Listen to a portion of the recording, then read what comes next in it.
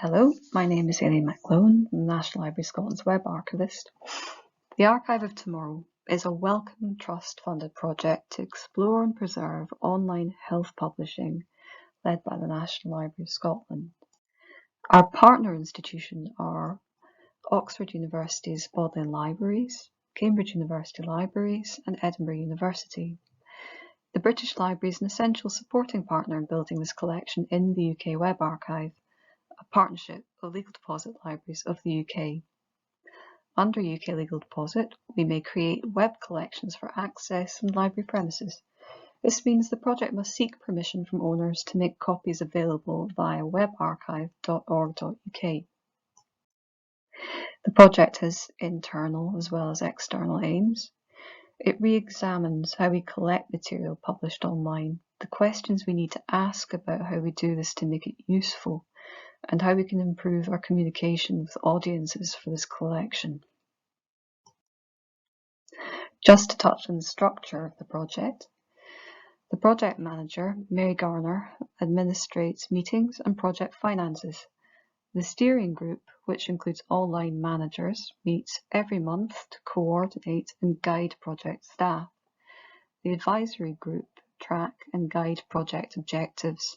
They review project documents like the collecting framework, project plan, media strategy, quality impact assessment, and risk register. To show something about the geographic spread of our project staff, I've made a map. I'll outline each person's task. Jasmine Hyde, our rights officer, is examining the clarity of our communication and the benefit of legal deposit to the public. She's based at the National Library of Scotland. Her work is to build good relationships with publishers and promote better public understanding of the Web Archive. Our project metadata analyst is Mark Hayden. He's looking at metadata created by the project's web archivist in ACT, the annotation and curation tool which sets our crawls. These descriptions are not currently available, but the plan is to create a mapping to catalogue records.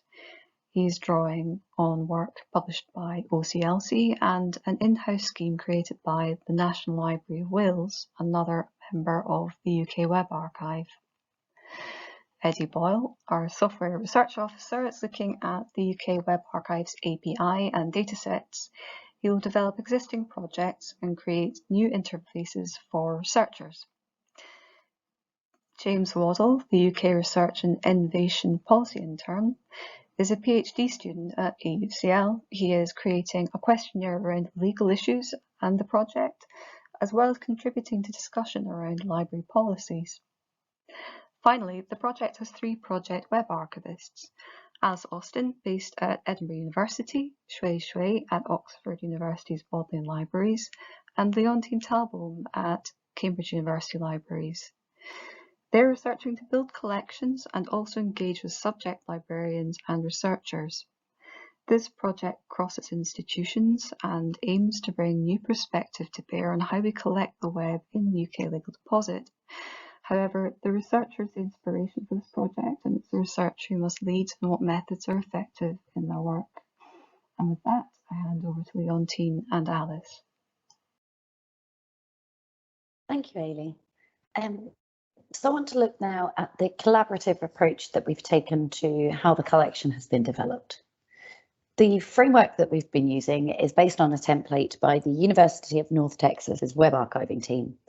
It's very comprehensive, covers everything from how material is going to be identified by whom, to what level of descriptive metadata is going to be used, and to how the success or otherwise of the collection will be evaluated. As Eilidh said, we have a large team, and there have been nearly 30 people involved in some of these collection development discussions. Conversations like this often raise more questions than they settle. So working to this document has been a really useful way of guiding our conversations and keeping them focused. And it's provided us with a structured way to define our scope, intended audience and aims, and the approaches that we're going to take to achieve these. The document is stored in a shared location where any member of the project team can view, edit, and comment on it. We've already had a number of meetings to discuss the shape of the collection, and we anticipate that these will continue throughout the project. there's an understanding that this is a fluid and evolving document that's there to inform and guide collecting rather than to restrict and prohibit it. I think working through this document together has pushed all of us to interrogate the assumptions that we were each coming to the project with, and to expand our perceptions about what the final collection could look like. Although this project did grow out of the collecting COVID initiatives that sprang up at the start of the pandemic, and originally was focused on collecting information and misinformation around COVID, once we started to try and pin down the specifics of how we would do that, it became clear that actually COVID is just one aspect of a bigger picture of how people use the internet to find, share and discuss health-related topics. So working together to hash out the details of the collection framework has really helped us to better articulate our intentions and aspirations. It's also helped us to take a very vast and somewhat nebulous subject area and start breaking it down into smaller, more manageable chunks. For example, here are the top level categories that we're working with at the moment. Each of these then expands further into subcategories. So here are some of the subcategories that we hope to cover within a COVID-19 collection. Coming together to discuss this as a group means that we're able to identify different subject areas and topics that we might not have been able to identify if we were working individually. And working together as a group has also been really useful in helping us to think holistically about the collection through its entire curation lifecycle, from selection and acquisition to access and rights management. Early on, we agreed, for example, that we wanted to collect the conspiracy theories that have sprung up around COVID. Because this content is liable to disappear as platforms try and keep a lid on potentially harmful information, we knew that this would have to be a priority area for capture.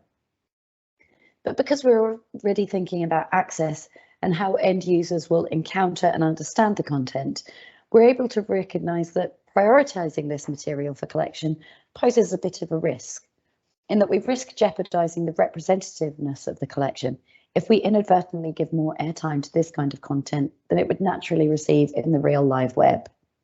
So we've had to start thinking now about how we're going to communicate our selection decisions to the end user and what documentation we need to start doing now.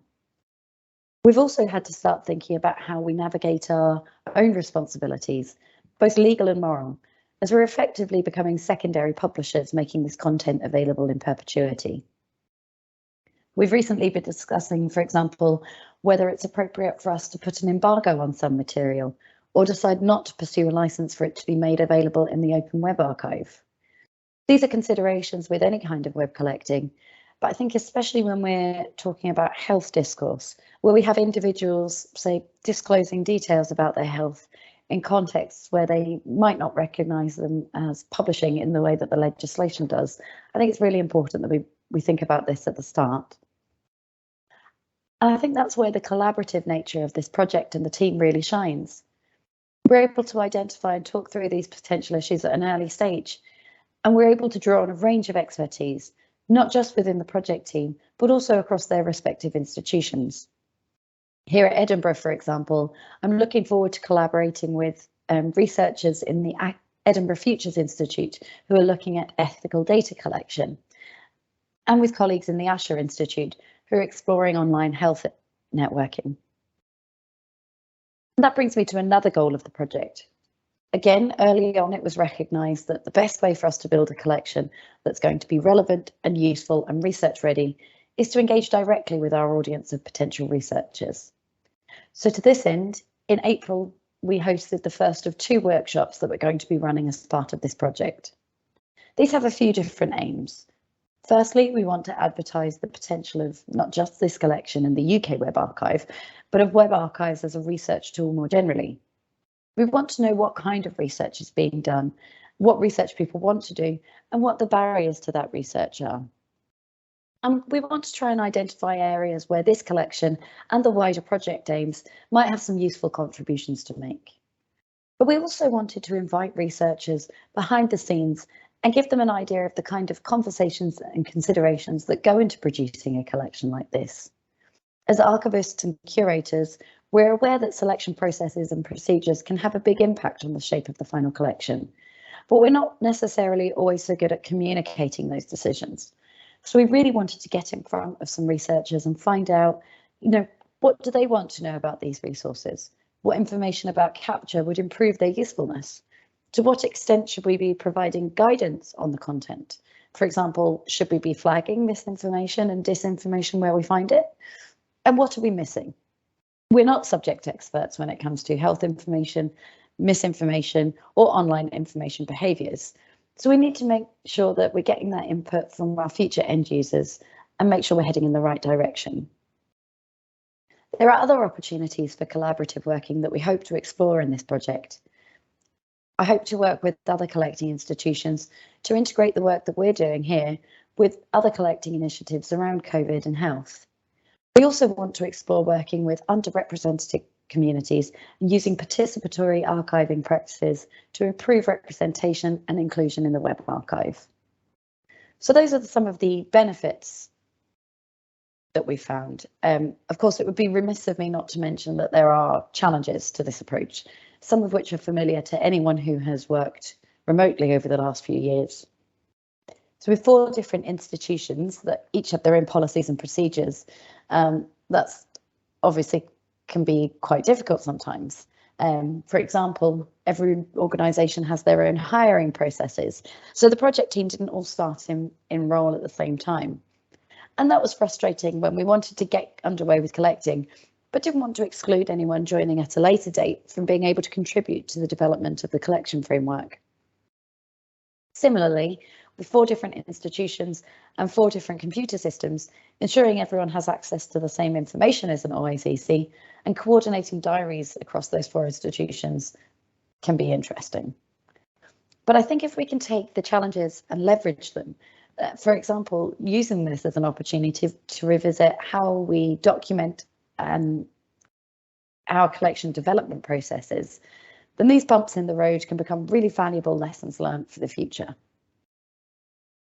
So in summary, the collaborative nature of this project has enabled us to draw on a diverse range of perspectives and experiences. We've been able to interrogate each of our assumptions about what the intentions of the project and the collection are. And it's helped us to take a holistic view of the curatorial process so that we can see where our strengths and weaknesses lie and better identify where additional resources or a different approach might be needed. So thank you for joining us for this introduction to the Archive of Tomorrow project. Leontine, Eilidh and I look forward to hearing your questions and talking with you further.